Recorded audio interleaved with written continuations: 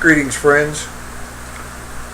One very important truth came to me today, and of course I've known it, but when God quickens it to you, it seems like it comes out of nowhere, and it absolutely catches you flat-footed, and you say, I didn't realize the depth of that truth.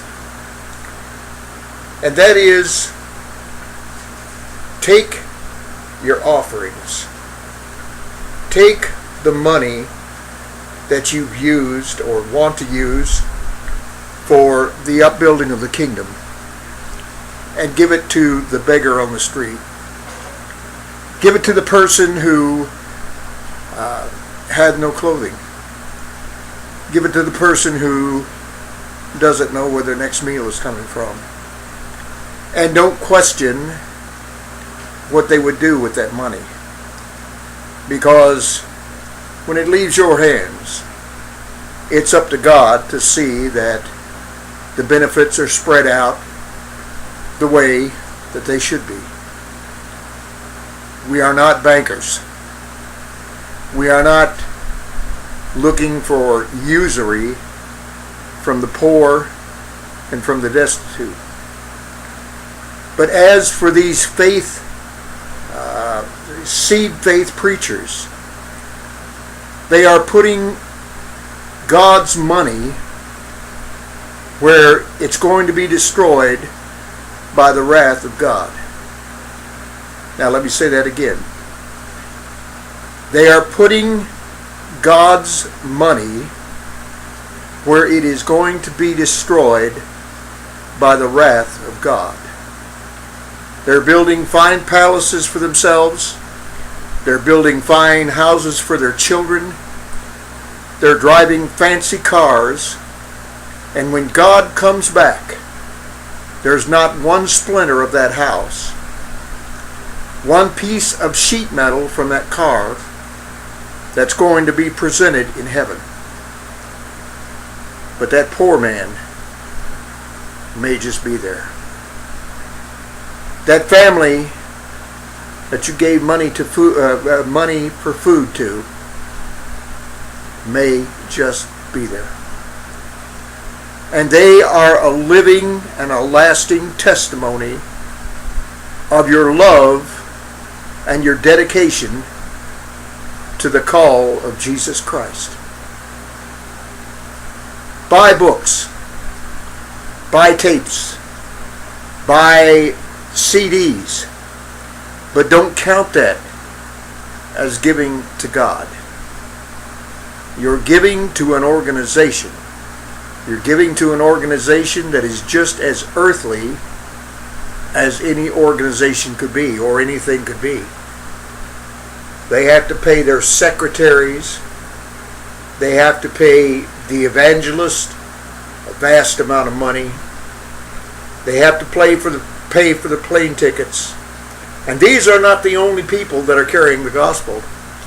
As a matter of fact, sometimes I rather doubt if they are carrying the gospel or carrying the Bible in their wallet. Many is the preacher in the small country church that just barely squeaks by, but he is purely bringing the gospel of Christ. The mega churches are there, but the little churches, the little dedicated men of God, they're still there too. And they're still carrying the gospel faithfully. They're carrying the love of God to maybe not the masses, but their little corner of the world. And that's all that counts. Because they are showing the true dedication. They are showing the true Christian faith, and they are not giving it a black eye by having people say, well, that's all they're after is money. No, my friends. The gospel is pure and clean and has no dealing with man's finances.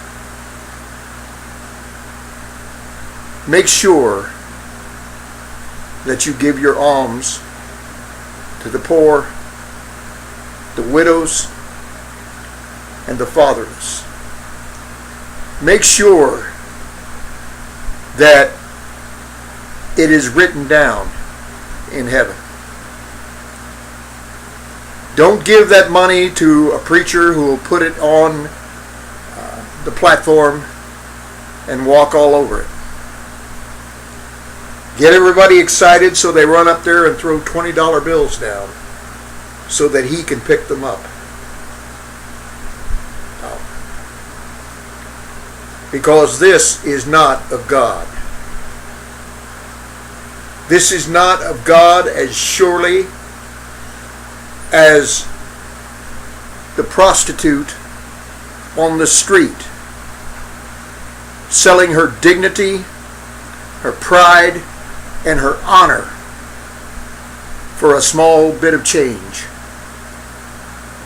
God help us. God help us to become sober.